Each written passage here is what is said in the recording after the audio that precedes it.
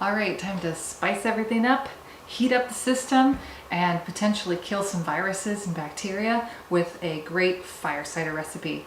Now you do have a recipe for this in your handouts, but I also just kind of wing it with fire cider. The goal is pungent, pungent, pungent. You want to heat up the body. You want to heat things up, move things out, get circulation moving, get the lymph moving. So pretty much every element of this is either sour or pungent. I have here all of our wonderful ingredients, some fresh horseradish that I got right here at the Herb School Garden. This is about a finger's worth or a thumb's worth of ginger that I peeled and grated. I'm going to do the peel and juice of 1 lemon. I've got 5 cloves of garlic here that are chopped, and I can only find sweet peppers at the store, so I have some sweet peppers that I'm adding, but I'm also going to add cayenne powder.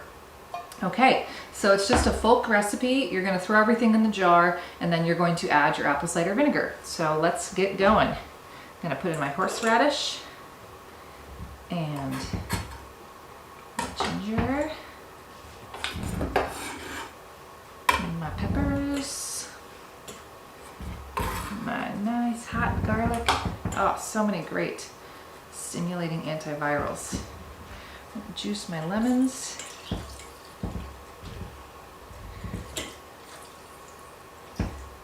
Chop up my lemon peel.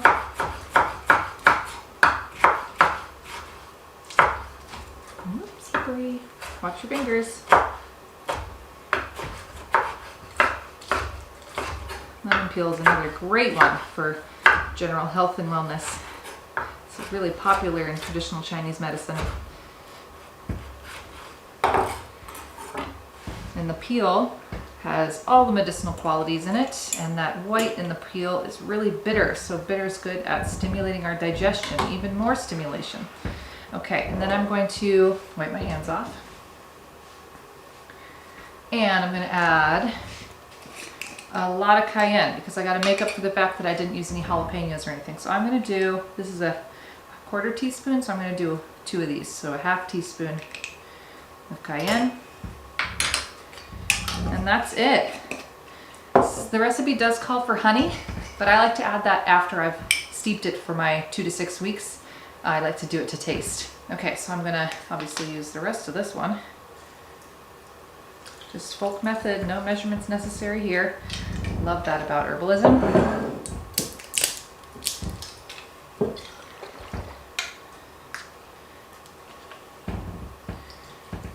And pour to cover. There we go. So this is a vinegar preparation. So I'm actually going to grab a plastic bag.